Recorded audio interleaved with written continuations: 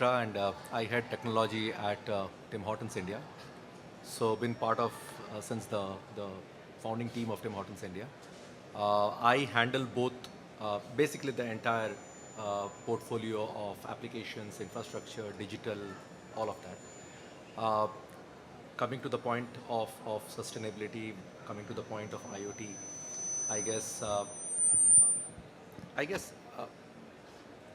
globally organizations have started taking quite a bit of steps, and this comes in two forms. One is from a business standpoint, because a lot of work is happening on the business, and we, from a Tim Hortons standpoint, globally, we are known to be fairly a leader when it comes to sustainability. Now that's the business aspect of it, that's the sourcing aspect of it, that's how you put your products.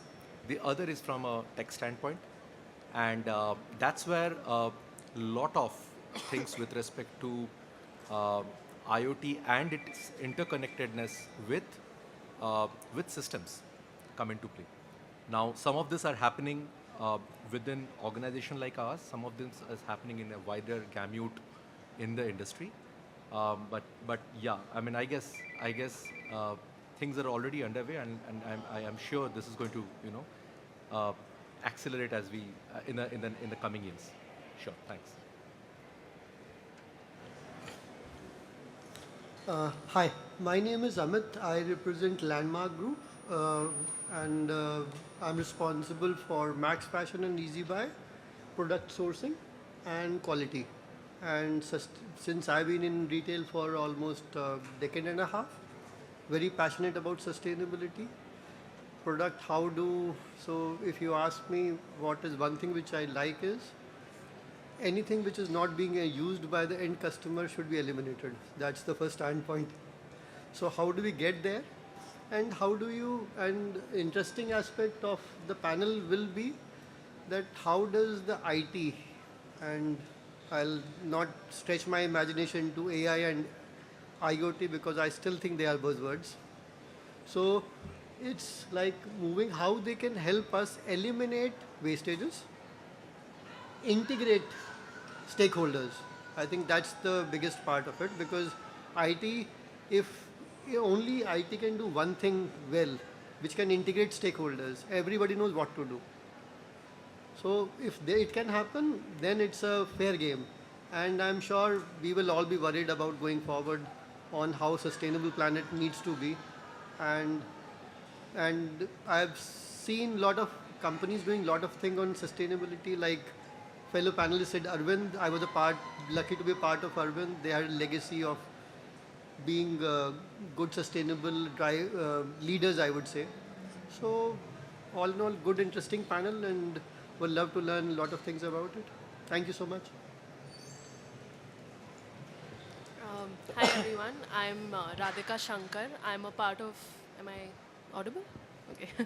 I'm Radhika Shankar. I'm a part of Chroma and I lead the sustainability initiatives for them.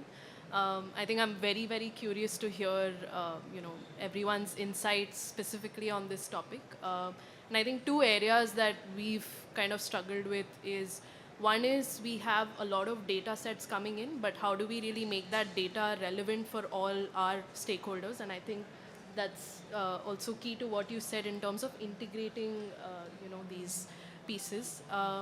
And I think the second piece, which is a big struggle, what we discussed for sustainability professionals is how do you use data to also build the business case for sustainability? So I think those are two pieces I'd love to, hear more about. So thank you. Hi. Good afternoon. I am Balaji. I head Apollo Pharmacy as CIO. So, see, Apollo Pharmacy has a unique challenge. We grown up 6,500 outlets across the country, and we came from the parent company Apollo Hospital, where we use lot of sustainable techniques and other things. When you grow up in the volumes, the challenges are a bit different, and we are really working on the sustainability. Really, we are evaluating a product, we can able to do in the front end, and how we can able to enable the customer service much better in the pharmacy. Even right now, you could see Apollo Pharmacy is a legacy kind of outlet, and it is getting transformed into a kind of a retro next kind of outlet now. There we use more kind of a lux and the framework on the, what do you call, the more lightning and other things. So here much interested panel and most of the panel working on the sustainability and other thing. Really we are interested to hear from you and take it up to the organization how we can able to implement. Thank you everyone. Thank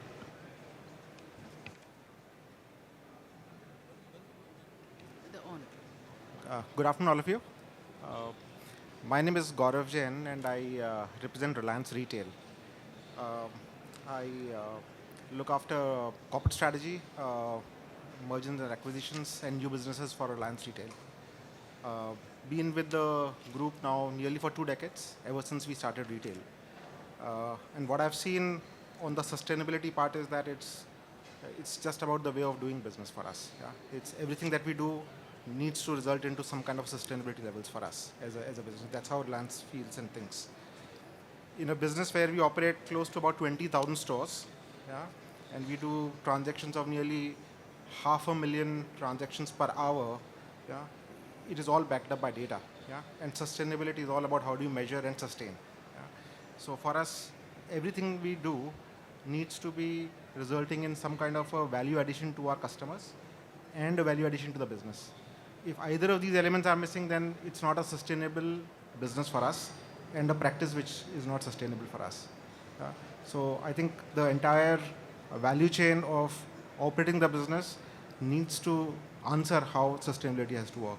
Otherwise, it's a very fancy term which is coming from the West of how do you look at sustainability, but really how do you incorporate and inculcate that sustainability practice and thinking in the businesses if it is not going down into the everyday activities and processes, it won't really result into something which is long-term carry-on value. Yeah? So that's how we operate our businesses. Happy to have more interactions on this. So warm welcome to everybody. I think my panelists are already, ahead of the curve by when they are introducing, you already have set the context of why not only sustainability or data is basically becoming your key driver. Now, while you were doing that, you have already covered first part of my question, which is great.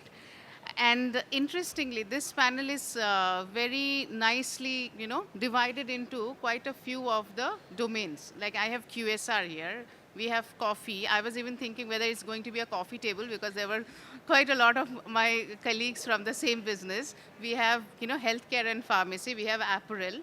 And I hope I'm not missing anybody. And electronics, of course, electronic appliances. So now all of these segments, when we are talking, obviously, when I walk into in our daily job or any technologist or anybody who is looking into the business side of it, they will first line to know what I'm trying to solve.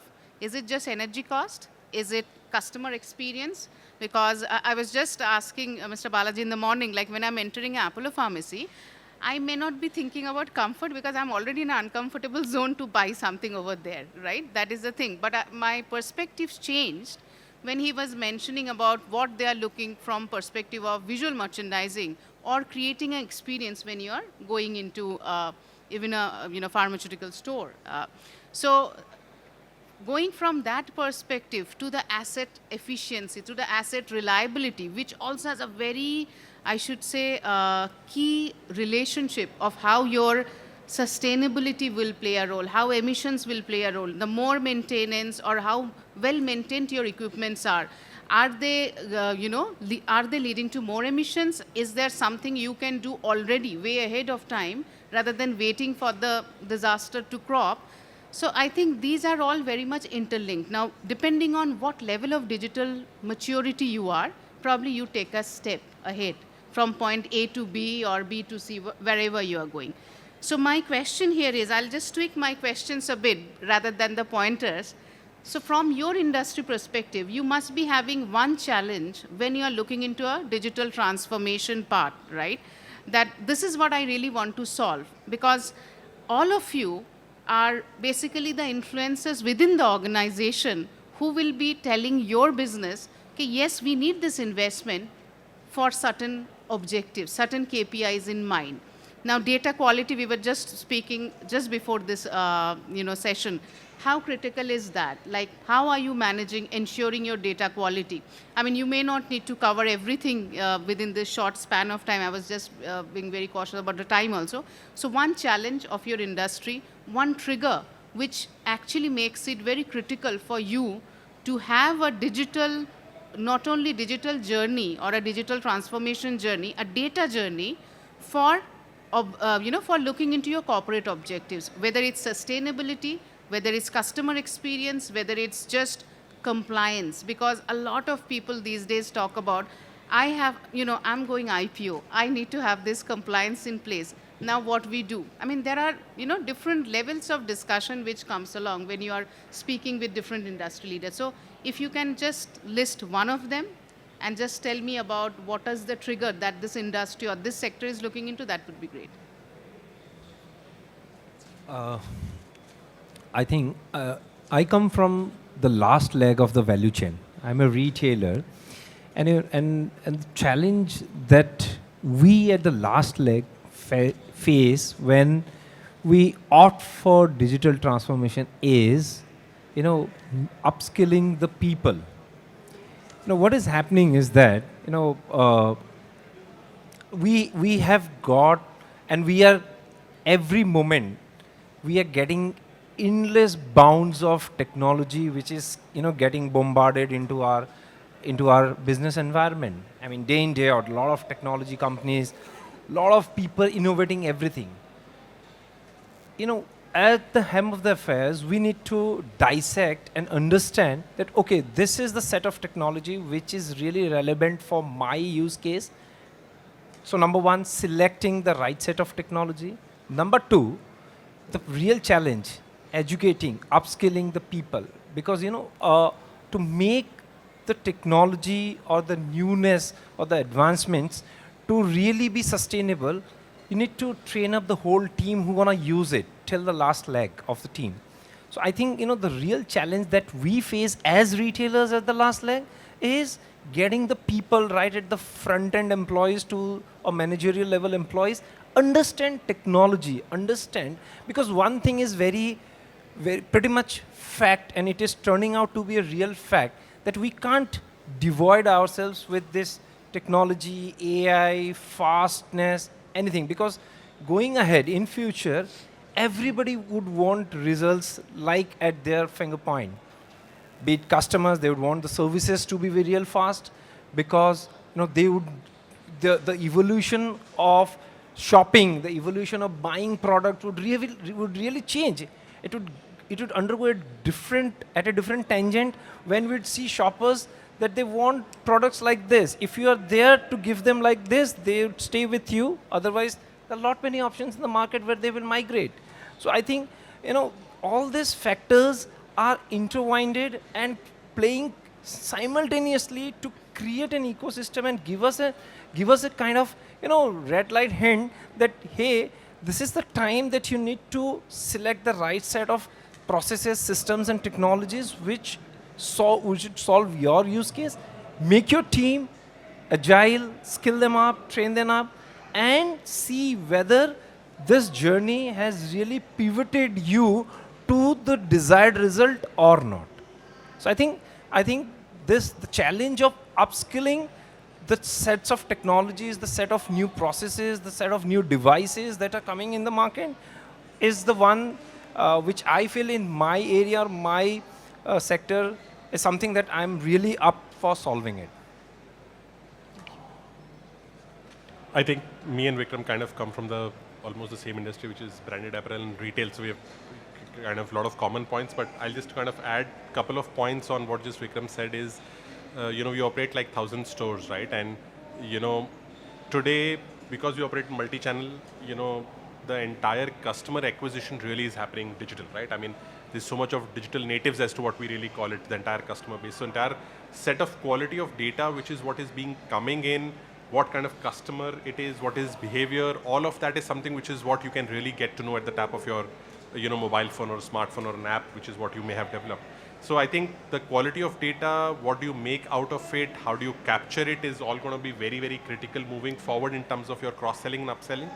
And the other piece on the trigger, which is what Gurmeet you kind of mentioned, is I believe moving forward, unless and until your sanctity of quality of data is very, very great, what the consumer wants and what his behavior is, whether he's wanting to actually opt sustainable products or whether he has had a history of buying a sustainable product in the past, and you can offer him a lot more on cross-sell and probably show him on an app, which is what he would have developed, or a website, or when he comes to even a retail shop as a offline consumer, do you have the data ready with you, what he has bought in the past and what he's going to buying in the future, and you can influence that in the entire, all of that input can become a very, very imperative for the store staff to kind of really drive a lot more incentives and, store sales. So I think both the things in terms of quality of data is extremely critical given this entire digital age where we are acquiring customers lot more digitally than actually,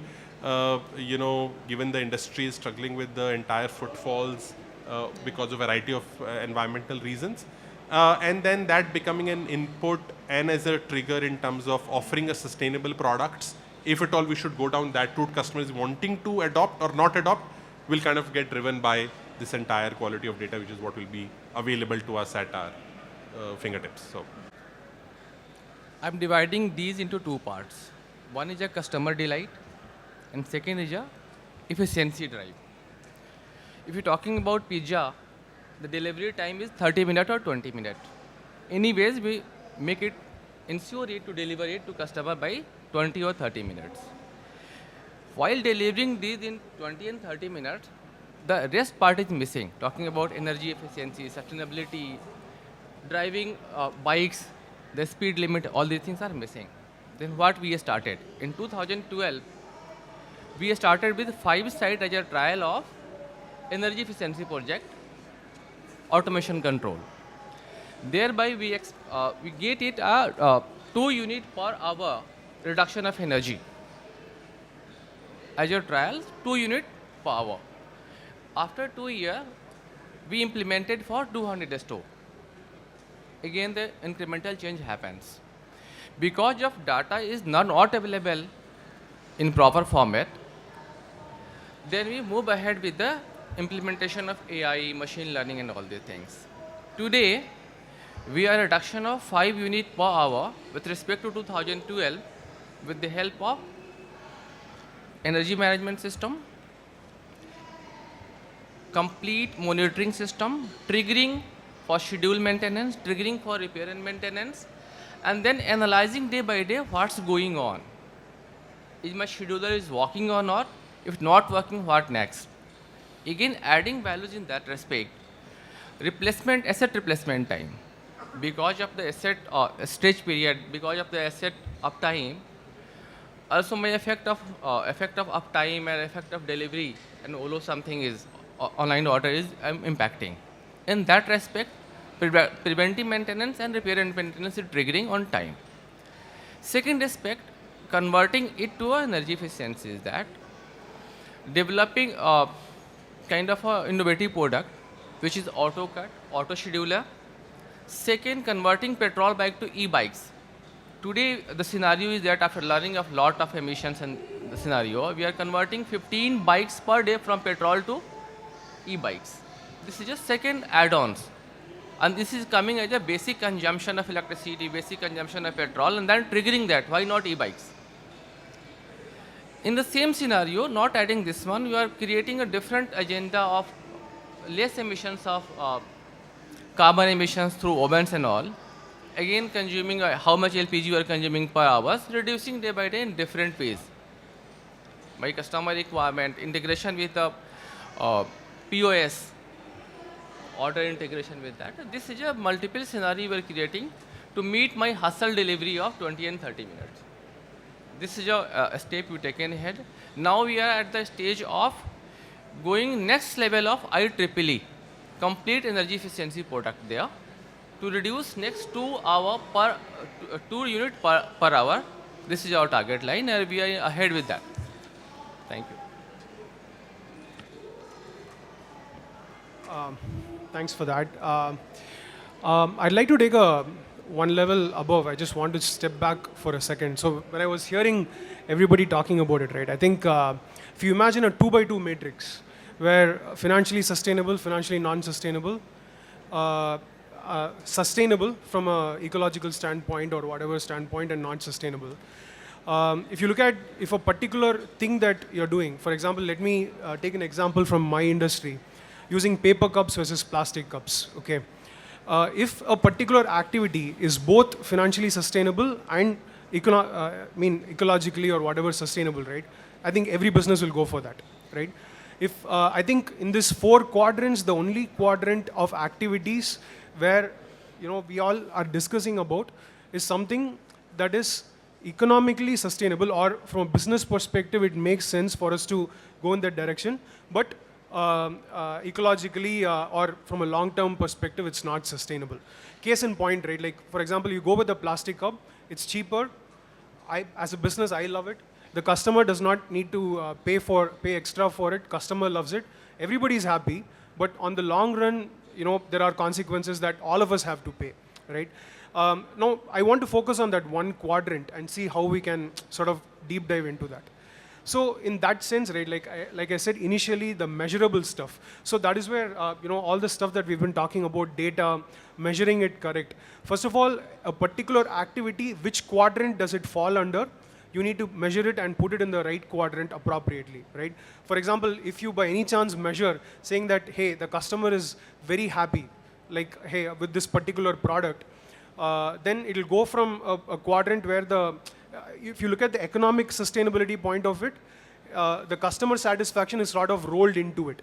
If a customer is not very happy, if, for example, to his point, right, everybody becomes aware of sustainability, then they will stop buying non-sustainable products, and that particular product becomes economically unsustainable, right? So, or a government can come and introduce a tax or something that once again makes it economically unsustainable. So the net thing is, how do you move more stuff from non-sustainable from an economic and financial standpoint so that it becomes both economically sustainable as well as long-term ecological and other factors sustainable? How do we, that should be our objective. In that perspective, how do you measure stuff? Like for example, suddenly there is a change in customer behavior towards it becoming more, they wanting sustainable products.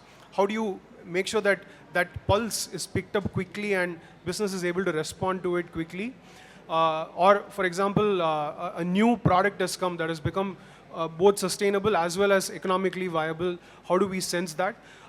Having an open mind, being aware of the trends and ensuring that those data are collected, measured carefully, and a business is able to make decisions in real time so that we are environmentally conscious as well as economically viable is, I think, where we should all go towards.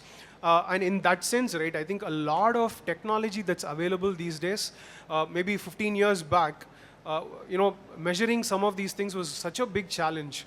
But today, we are in the cusp of that world where data is democratized and measuring things are democratized. And just it's about taking that initiative to ensure that proper pipelines are built and business becomes aware of these trends quickly and are able to adapt.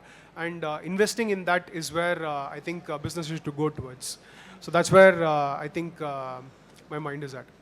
Thank you. I guess I will divide the question into two parts. One is the back of the house and front of the house. So coming from QSR, one of the biggest, and in the food industry, one of the biggest problems is of course wastage.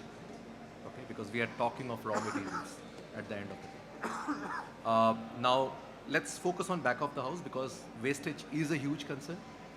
Doesn't matter which organization it is, entire QSR industry, entire F&B cafe industry. Okay. Now, which again gets divided in the entire chain into two parts. Now, the trigger, of course, Urmi, to your question, the trigger is, of course, to reduce wastage, to make, have the inventory right. Now, which ultimately comes down to two use cases. One is the overall supply chain, which is effectively the cold chains of the world. How do you monitor that? How do you ensure that? And how do you monitor? And one is prevention. The other is there would still be wastages in the entire supply chain. but how do you track that and you prevent it the next time? Okay. Now, typically, organizations, this part of the cold chain might or might not be part of your organization. It's part of a much wider chain of organizations and third-party logistics providers that you're working with, which typically tackle this, but effectively you are looking at interconnectedness with respect to the data flowing in, capturing the data when you are doing your GRN, okay? Putting together, figuring out the repeated patterns, sending it back as a signal, that's where you do a review, and that's where you correct it. Right. It can be at your end, it can be at the partner side. Right. Now this is one part. The other part to it, which I guess everybody of us would be grappling with, again, from a back-end perspective, is QSR is, it's a difficult inventory management area. We're talking of raw materials, we're not talking of finished goods. Okay, especially our kind of QSR, wherein we are talking of make to order. Okay, Tim Hortons is make to order, you go there, you order for a sandwich. The sandwich is prepared from the raw materials. It's not heated up and served, right? The moment you're looking at that, at the end of the day, there are two problems. One of the bigger thing is how do you get your inventory right? Because the moment you overorder, okay, whatever we talk of sustainability, whatever we talk of less, because effectively we are talking of consuming less and getting the same outcome, right? That's what sustainability is all about, right? So everything goes for a toss. If you underorder, you are losing business, right? So it's a very fine balance out there. Now, while everybody handles it and have been handling it in a manual format since decades now, and we have been there since decades, one of the things that I guess helps quite a bit, and we are all, I guess, taking baby steps in this, is how do we use sensors to figure out some of them? Because the moment we are looking at our industry, cafe, it involves a lot of liquid, okay, for the obvious reason, okay? It involves a lot of solids, okay? And with the moment you're talking of cases, of raw materials, of breads, of vegetables, of liquids in multiple, a lot of time if you actually have to, make sense out of it in a shorter time period, because what are we talking? We are talking of our operating hours being from 7 a.m. in the morning till 1 a.m. at night, right? That's the operating hours that we have in Mumbai, right? So you get to get this right on a daily basis every day, right? So that's where IoT comes into play, okay? I would admit these are still, when it comes down to POC, these are still being taken in baby steps, but I think we have a way forward there, right? Now comes the front of house. The problems don't change. The problem out there is to see how do I, one, have an uptime, okay? That's, of course, a key concern from a business standpoint, because that's connected to your business, your top line. But that's also connected to how do you prevent uptime, how do you have your uptime and you don't have to keep spares in play. So that's where sustainability comes into play, right? So that's where we are talking of the IoTs of the world with respect to the machines that are there, okay, which are actually serving. How do you do preventive maintenance from there? Okay. Now this is coming up big time. Okay. This is one part that is that. The other part is, of course, what you were talking about, because you put a very pertinent point with respect to delivery. While we are talking of delivery being, because in India, if you look into it as of today, there are a lot of third-party partners. The aggregators are fairly strong, right? We are also seeing ONDCs coming into play. So effectively, the one is about the third-party delivery, okay, which is being handled by other. The other is the interconnectedness of system from the third party to the orders, and if there is any cancellation. Because see, what happens is when an order comes in, right? It's there. It goes for, if we are talking of interconnectedness. So interconnected system, order lands up, appears, people start preparing food, right? Let's also take into notion that there is a thin time period, time window, which is offered by every aggregator to cancel orders, right? Works for the customer, might not work if you've already prepared the order, right? The question is, how soon can you get that information? How soon you can prevent the wastage there, right? So things like that comes down into sustainability there on the front office part of it. Of course, there can be other cases of of, tracking SOPs and all of that. I mean, I'm not going there. But effectively, these are two trigger points. If you ask me, Urmi, which is more important, my opinion, back of the house is critical. Right. That's the way I look at it. Interesting point. So, if I look at this whole piece, let's break it into three parts. And I will only talk about largely the IT bit of it. So first part is when we are saying fashion and retail getting integrated, and we were just talking about it. And if I have to put up a full stack of IT tools which makes my business fantastic from back end to front end and all that stuff, it will, I did some ballpark, it will take 8 to 9% of your revenue. That doesn't work, right?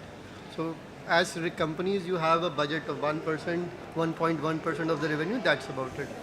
So one of the avenues is how does AI pitch in to get that cost?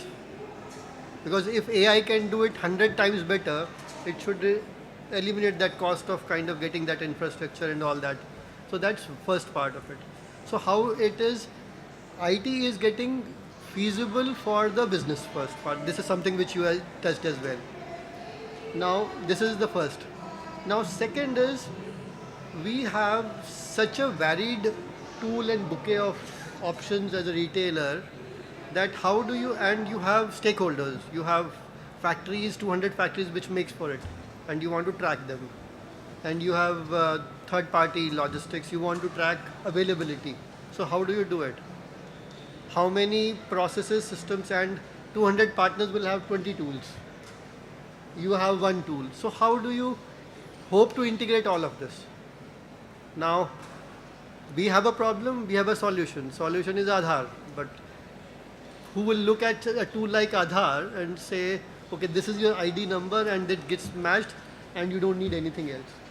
So how do you kind of unify for a proper objective rather than just throwing, solutions? I run marathons, right? So it's like not about the shoe where you wear, it's what about the whole practice part of it which goes into the running of marathon, right?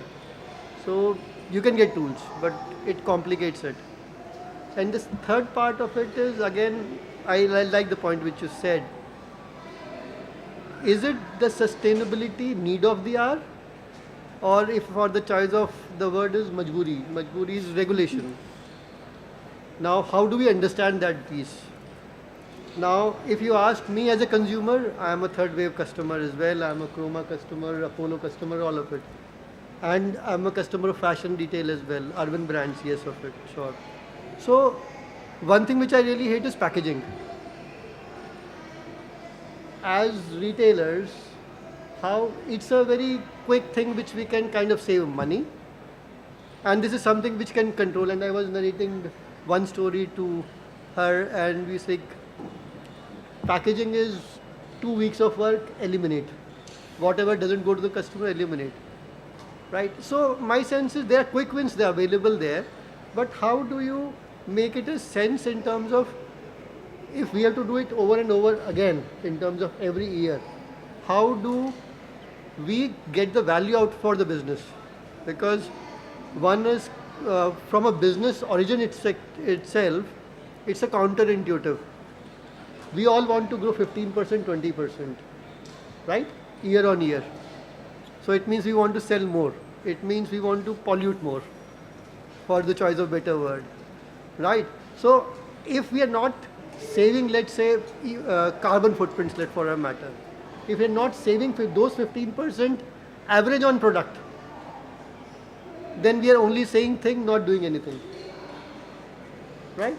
And my sense is, it's that balance of it. So if I have to kind of, from a business perspective, we come with the purity of thought and action. And then the ecosystem gets developed to say, okay, because it has to also be viable for businesses to adopt. And if I give you an example of it, Max India was one of the first ones to eliminate complete plastic in polybags. We started using biodegradable poly bags for our garments, I think 5 years back. And we were probably the first ones. Now, we used to spend 3.5, 4 rupees for one poly bag. Now with that ecosystem which is developed now, we get it for 1/4 the cost. Because the ecosystem is completely developed. Now, somebody gets into the game, commits to it, and in fact, I just had a conversation with the supplier again, कि I want 25% more reduction, tell me what to do. So, and the thing which I told them was, currently Max is doing, I'll put Lifestyle, Easy Buy, Max, everybody on it. Now tell me what we need to do together. So my sense is, how do we collaborate around it and getting on with the game? And from an IT perspective, how do we solve two problems? One is the cost of it, complexity around it. Currently, to tell you the truth, the moment, and pardon me for saying it, I was also a consultant in one of my jobs as well. The moment you go to a factory and say lean manufacturing, half of the people will go to sleep. And you talk about Kaizens and you talk about all these things, people think about these are nerds, they don't know what to work with. So how do you make it? And when I used to talk about mean manufacturing. Here, paisa bachana hai. How do you save money? Eliminate waste, save money. So how do you make a balance between the two steps is, I think, the way, how do we go forward, right? And I rest the case with it, right? Thank you. Oh.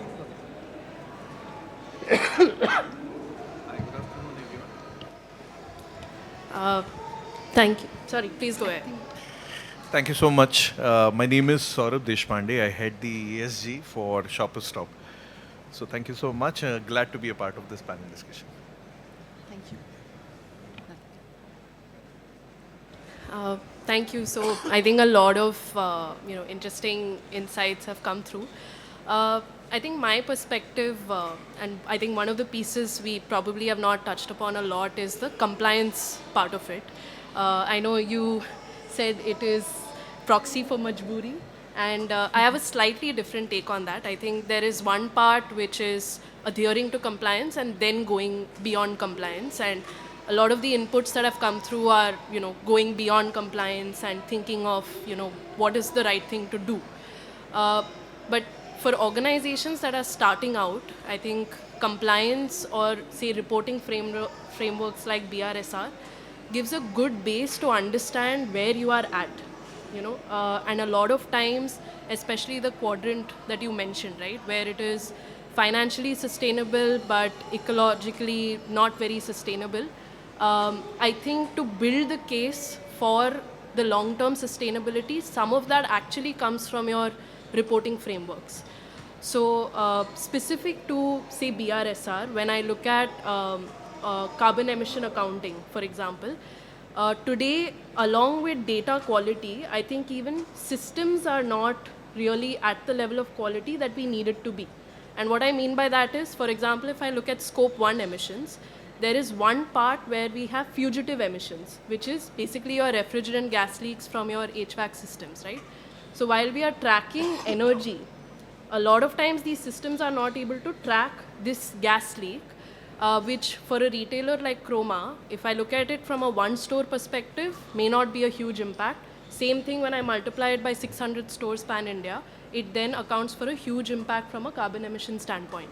So if I don't even know what those emissions are like, I can't really think of what reduction strategies I can employ. And that is just scope 1. The complexity then comes in scope 3, where you have 15 subcategories, which extends to your larger network, and the dependency is there on multiple stakeholders, right from your suppliers to other value chain partners. And I think there, what you mentioned in terms of integrating systems, where my supplier is that system that they are using compliant with my system, and is there a common language that we're using in terms of reporting, again becomes very critical. So I think from a long-term standpoint, somewhere from a data piece, having the right quality of systems as well as the data inputs becomes very, very critical. And I think that is a key challenge that we are facing. And the compliance part of it has actually been a trigger for us to think of a lot of these measures, which otherwise from a business case standpoint may not come very intuitively. So, Thank Thank you. Yeah. So from my use case perspective, I'll just give an input. So at the time of COVID, we need to supply around 30 lakh vaccines across the country. We need to deliver and other thing. So the entire supply chain is a cold chain based. We need to track each and every delivery is happening at the right efficacy. It is going to the customer and it is given a vaccine at the right level. It need to monitor. So it is 2020, and that time, that kind of IoTs are not integrated, Mr. Amit rightly said. So that is not integrated, that metrics we can't able to get it and we can't able to use it into drive the data internally into the system. So that was the biggest challenge that time. I could see, I can speak to in the Urmi also in the morning, a lot of changes had come in the IoT, and we can able to build kind of it, we can able to bring the data back from our pharmacies and other things so that we can able to analyze the data and put the data together. And see, for us, it's not only a sustainability, the other one is cost, and the other one is the quality. The quality of medication, what is going in also, very, very important. And the right point she told on the compliance part also. The pharmacy is highly driven on the compliance, wherein the expiry management, the rack management, and how often the medications are checked. There are so many things required on the pharmacy, not only one thing, there are so many aspects. We need to bring the metrics from the stores to central system. So we need to use on the so many things like not only the cost saving, it's on the quality, how we can able to check and give the right medication according to the prescription. So we serve around 10 lakh prescription every day, and we deliver around 1 lakh prescription on the home delivery every day. It's a huge set of thing we are serving to the customer, around 60 crore people accessing our Apollo pharmacy. So for this, really I'm more interested further to gain understanding on the sustainability and other thing, because now we are upgrading our pharmacies also. You would have seen so many things it's happening. Though I come from the hospital and last 7-8 years working on the retail pharmacy chain, so a lot of things I could able to see we can able to do it together. That's what I think. So I think the entire proposition about sustainability, when we look at it from the eyes of the consumers and the business, yeah, unless it tries to make life simpler for both, sustainability as a practice doesn't become a sustainable activity. Yeah? So what is most important is the problem definition. Yeah? So if we can define what are we trying to solve for, and then create a structure and a process and an organization behind it, I think that is something that can sustain for a longer period. Yeah? In a business where talking about, say, when we operate supermarkets, yeah, and supermarkets, just giving you one example of how we bring sustainability practices. So customers who want to buy daily fruits and vegetables, their benchmark to price that they pay is what their nearest option is available right now. They would certainly not like to pay anything which is more fancy just because you are running an air conditioning, or you have fancy staff, or you've got high quality fixtures and furniture in the store. At the end of the day, they are looking at, this is the market price and this is what I should get. Yeah? Anything that you want to solve on the backside as your back-end cost is the prerogative of the retailer. It's not the customer who wants to pay for that. Right? So the problem definition is all around how do you deliver the right product at the best prime with high quality merchandise, right? I mean, it is fruits and vegetables, yeah? It's very, very important. So one of the challenges that, for example, when we deal with our cold chains, yeah? So we have got collection centers, processing centers, and we work with the farmers. One of the challenges that we had is that if we move the products from the farm to our collection and processing centers, we need to store them through cold chains, air conditioning, pressure, temperature management them, and then move to our stores. All of this requires a lot of capex, a lot of high energy costs. Yeah? Customer is never going to pay for it. Yeah? As a business, maybe we can't even afford that. Yeah? At the end of the day, we are still serving a common middle class customer, yeah? And not in just affluent catchments, but across the country. We're talking millions and millions of customers. Right? So our processes should be such that they are trying to solve for that customer, but try to make a solution which is more sustainable in nature. So instead of having a cold chain as a solution, yeah, what we have is that the typical process of going to the farm is all about morning, do a harvest, move that through cold chains, bring it into collection centers, do the cleaning, store them, and then move to the store. We don't do that because that's high cost, not sustainable practice, certainly not in the interest of environment. Yeah. To solve that kind of a problem definition, what we have done, and again, very innovative, but very, very easy to adopt. Yeah. And something that when we work with unskilled people, it's very easy to do also, because at the end of the day, you want to push your common practice of operations down to the lowest level. Yeah. It is not a very fancy boardroom kind of a discussion, but actually what people do on the ground. Yeah. So if we can actually go to the farm and have the harvest done in the evening, yeah, rather than in the morning, which is traditionally how it is done, and then move it in the night when the humidity is low, the temperature is cooler, and you don't require air conditioning. Yeah. Move to your collection centers and then just clean them, grade them, sort, pack, and move it in the store by 7 p.m. So the entire activity which starts in the 7 in the morning and ends at 7 in the evening, we do the reverse. We start at 7 in the evening and finish at 7 in the morning in the stores. Yeah. We don't need cold chains for that. We don't need air conditioning for that. Yeah. That is our definition of how we look at sustainability. Yeah. Now, from a business standpoint, it's very, very sustainable because it adds to the bottom line. From a consumer standpoint, it's very, very sustainable because they get fresh, which is harvested 12 hours before, and at the right price, because we are not charging them for anything which is about packaging, moving, storing, etc., etc. So that is really where we believe that a sustainability is really effective. Yeah? Now, how do we measure it? How do we ensure that we have got right tools to do it? I think these are all hygiene factors. I think once we have a process and a problem definition created, we would obviously have created a good set of back-end operations to ensure that we are moving it, managing it very, very tightly. So what we will do is, in the interest of time now, right? So we will actually look into two perspectives. Now we also have Saurav here now. So sustainability, we have spoken extensively about scope 3, which is becoming a very big challenge if you are speaking also with the FMCG farms now. Same goes for the apparels. Now, if you have to think of whether technology, IoT, data, one word, just a one-word answer, almost I can't give you a MCQ, but a one-word answer to achieve that. What is the value that you are getting? You may be in different level of experience. You're already working. Like for example, I know JFL has been almost working more than 7 years in this field. There is already work happening with Chroma, with Tim Hortons, and in different phases also, like Ashwin looking into the data analytics part. So what is that one problem?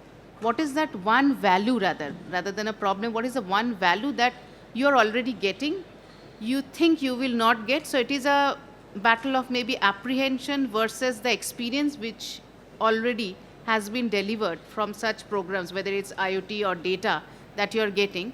And anybody from any of these segments can answer, like maybe from coffee, somebody. There is, if I talk of the coffee segment, there is already volatility of the pricing in the coffee which comes along. That also is a very major factor when these prices are determined. So will you be doing this kind of investment? And if you are doing, what value you feel you will get, you are getting, or you may get? That is one. So I think you guys can take a call. Who wants to go along, right? From QSR, I think anyways we have one. For, although from apparel, we have quite a few of the colleagues. For electronics, Radhika can also pitch in from pharmacy, and maybe Shujoy. And then you can also mention your perspective over here. So we'll keep it very short because we have to go out of the room with some either agreement or agreement to disagreement, whatever you call it. So something to conclude from this discussion. So knowing data first.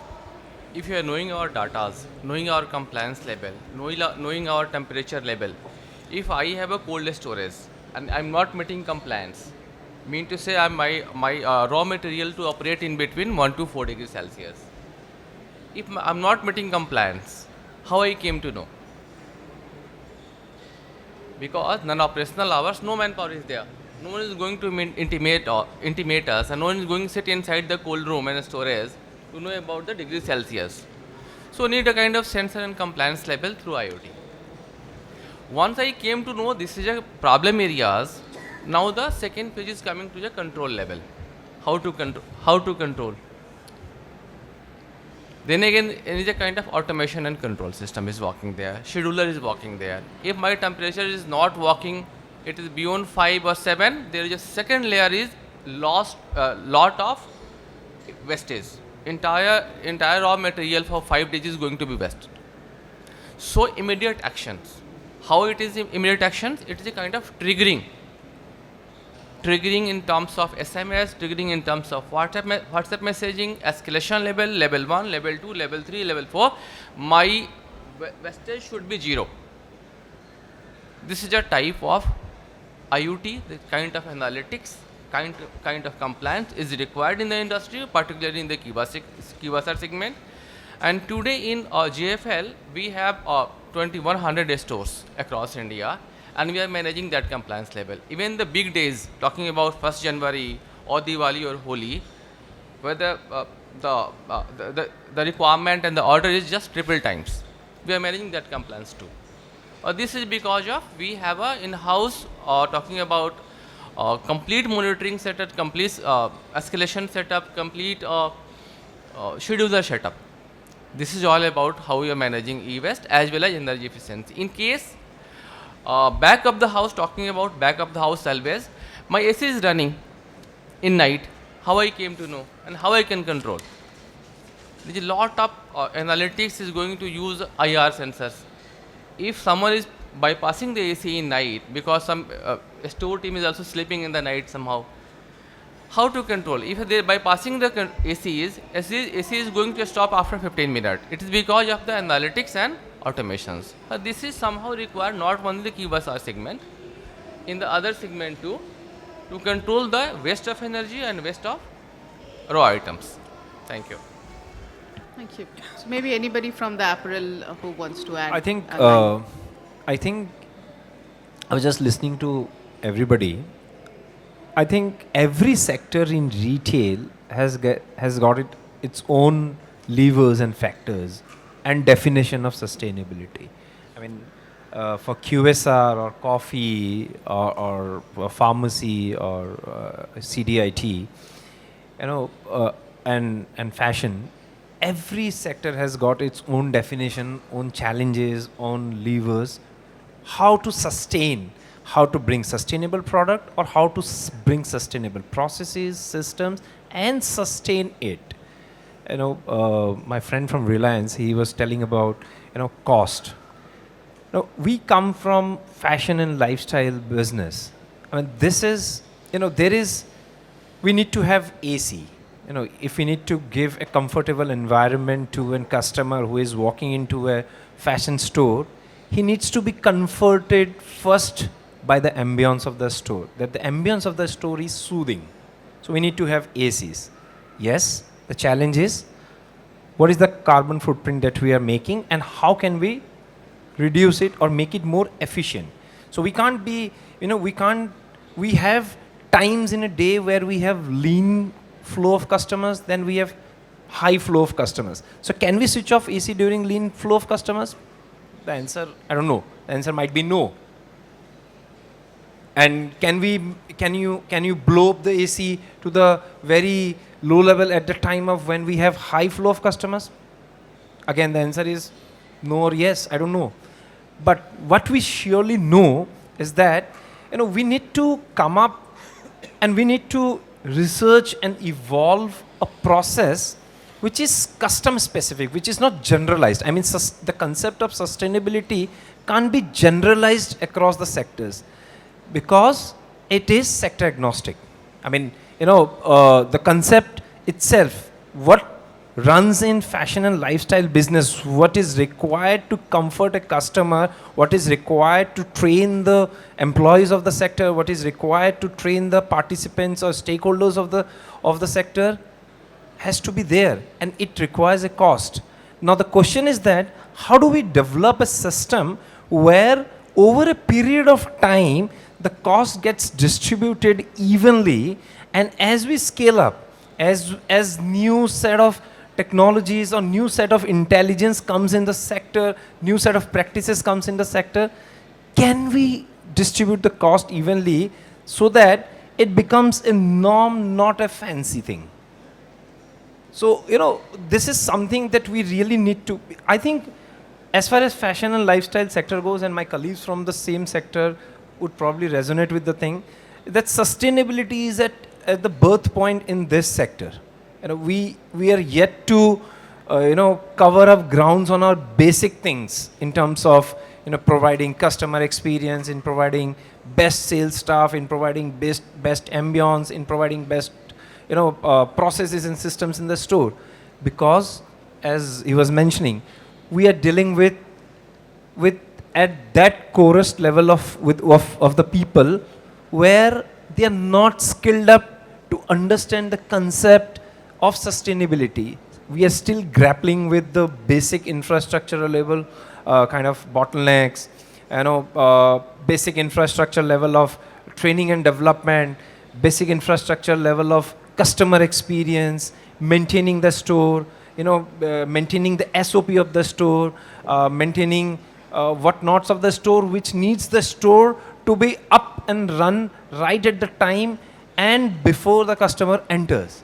So there are a lot of things that we really need to cover ground in terms of basic understanding about sustainability, define the definition of sustainability according to our sector, according to our use case, and then devise a framework that, okay, this is what we're gonna achieve in 2 years down the line, 3 years, 10 years, 15 years. Because, with new players entering, new ideas are coming up on daily basis.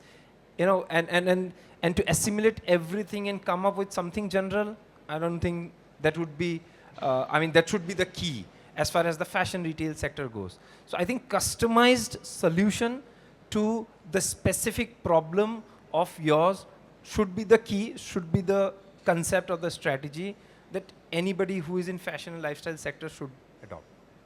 Okay, thank you. Okay. I'm so sorry because, but because it's the same sector, I'm kind of, pulling up from that. I come from a very different role. I was heading L&D. I still held it, the L&D, and then I have taken an additional role of heading the ASG. So I'm now looking at sustainability of process as well as people. And that brings me to an interesting cusp of what's the commonality between it. So when I was going through this entire ESG process, there was no one to kind of handhold or teach me, because this is a very, as he rightly mentioned, this is a very new subject for the entire industry.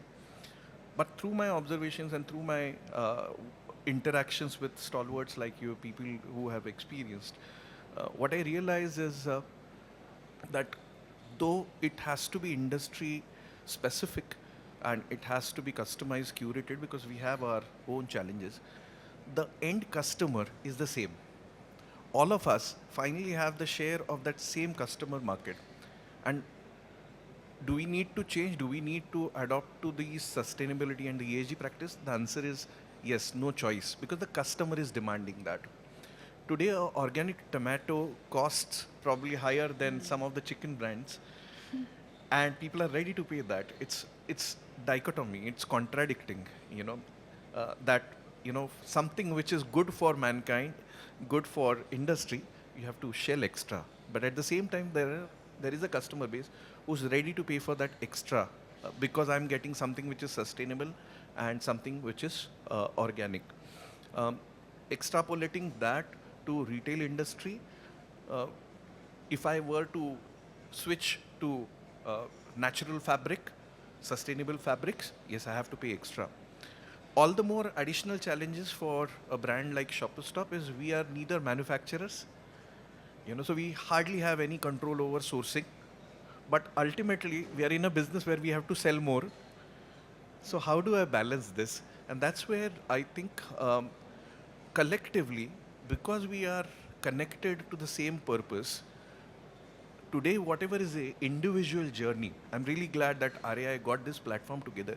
But I realize we are on the same journey. It's just that different paths are there. Maybe we are having different governance structure. But ultimately, the customer is same, the purpose is the same. And therefore, more interactions and more replications of each other's practices would help. So for example, when he was talking about the grocery, when you were talking about pharmacy, I can draw parallel lines to the beauty line that I have and maybe take practices from there and make effect. The second part which you were talking about, there are heat sensors and heat maps which allow you sensor-based controls to manage both air conditioning, lighting. So innovative solutions are going to help us. The moment we put across problem statements, there are millions of vendors who are ready to come forward and try and give us the solution. Yeah, so it's very important for us to clarify the problem statement, and that will come through reflecting on the data. So I'm again agreeing on that point, that this is the starting point of it. The last point I want to mention is, tomorrow is this National Science Day. My son has participated in one of a very interesting project. Coincidentally, the theme is sustainability. So I told him, go through the net, you learn your definition about sustainability, you come across with 10 ideas and give me one. A very interesting idea that he came is called as biological balance, where you have plants saving plants or nature saving nature. For example, if you plant a neem tree next to a mango tree, you don't require pesticide, or that portion of pesticide is reduced to a greater extent. So the nature is telling us that there are solutions are already available which will take care of nature itself. And probably the need of the hour is to look at the solution that we already have rather than innovating ones. So that would be my submission. Thank you. Thank you. So I think we will just take one or two comments, one from Coffee. Yeah? I think, Urmi, we should listen to his views. Yes, also. please. Yeah. Very nice to hear. It was very correct that we cannot generalize the technology. Nowadays, consumers are bombarded with missiles of messages, contents via technology. So what I understand is this technology shouldn't be made for the technology. It should be made for the humans. So in India, where geographically every 2 kilometers, consumers' preferences changes. मतलब हम राजस्थान में पहनेंगे तो हम 36 size की shirt पहनेंगे, बिहार में, पंजाब में हम सीधा 42, दो दे शेयर अ बॉर्डर. तो we cannot generalise these things like कि हाँ one solution for everybody. So the technology should be such that it should be made for the humans to understand, particularly in tier 2, tier 3 towns where everybody is not very much understandable. To chatbots, कुछ returns करना है तो वो chatbots में these people get irritated. So as he rightly said that everybody should be educated into the system and human approach should be put into place so that it should be combined with technology as well as a human touch for more sustainable business and all. That is what I wanted to add it. Thank you. Thank you. So maybe one comment from the Coffee, one comment from electronics before we come to the conclusion today, because I think, yeah, unless we are asked to. I think from a lever that is offering value, one thing that comes up is connectedness of data. I think in the last 6, 7, 8 years, one of the blessings that we have in the technology sector are the growth of APIs, right? That has actually connected multiple systems which for ages we had been grappling with multiple ways of doing it easily. Now that has happened. Of course, it has come up with its own challenges, but that's not the point. The point is, the moment you get the data connected is when you are able to present it to the process owner, the business owner, right? And nothing comes easy. It ultimately comes down to how you, on a day-by-day basis, look at this data on a day-by-day basis, figure out anomalies, and there would be anomalies in data, and figure out what's the reason. Is it a manual intervention? Or is it a condition that you did not think of when you were building the systems, and which are common, right? We are all humans, right? And it gets better with time. That's where, what we talk of data to information, all of that comes into play. But I guess you're talking of a lever that generated value. It's interconnectedness of data that we have seen in the last couple of years. Thank you. Maybe Radhika, from electronics, if you can add something. I think the maybe one thing that we've seen as a value add is basically the visibility and transparency that data brings in. And specifically from a sustainability standpoint, I've seen it in our organization itself. Previously, sustainability meant kahin pe jaake go plant trees, that is sustainability. Now when we go back with data saying, no, we're generating, 100,000 metric ton of waste from one facility on an annual basis, monthly basis, etc., or X, gigaton of carbon emissions is being generated from our operations. I think data has also helped to give that language for sustainability metrics. Then making it easier to actually go to data owners or other process owners to help them also see what their contribution is to some of this. So I'd say that has been the biggest value add. Okay, well, thank you everyone. I think few of the points which I could at least gather from all of you sitting here. Now, when we are talking about connectedness of data, what Shujoy mentioned, and there is already a concept of nowadays platform, digital twin that is coming up, which actually takes into consideration vendor agnostic data in a platform, but how it actually not only works in customer centricity, but also in terms of citizen centricity. We have already seen a lot of projects related to smart cities already. And the reason I'm saying is that also resonates with what connectedness of data or platform we talk. We spoke a lot about scope 3, which was very interesting because that is also a, I should say, devil in the room, which we all try to, look into wastage, because there are very standard guidelines on e-wastage, which is already there in your site, in Tim Hortons site, in all the brand site, in terms of how you are handling wastage and how you are looking into maybe sustainable raw products, raw materials, where you are much more clued or aware than I am, but I at least read about like how it is being done from a consumer perspective. And I think we all are in sync with customer delight or customer experience at different level. And the approach is very different. What I understood sector to sector, when I walk into maybe a apparel store, when I walk into against a coffee store or even a pharmacy, that's very different. But ultimately, the underlying principle probably remains same. So I think in terms of sustainability and ESG, like we were also speaking about compliance, is compliance leading the way or the right intent, as Ashwin was saying? So I think right intent is already there because that is also being fueled by also consumers. Now we hear a lot of building operations discussions where we are saying we want the workplace to be in a way that is contributing to the sustainability aspect, and your employees will be asking about what are you doing for it. So there are, I think, it's a fine balance. Sometimes, obviously, there is always a pressure. We all like to deliver under pressure, so that is, I think, already there. But at the same time, I think we are probably walking out of the room to understand not only data, but how data is actually helping us in this entire journey, whether it's sustainability or digital transformation. So thank you, everybody. I'm still here whole day. If you still want to have a vendor agnostic discussion, I'm more than happy to do it. And yeah, thank you so much for the time, and thanks to everybody who could also join very impromptu. That's very kind of you to give this time to this panel.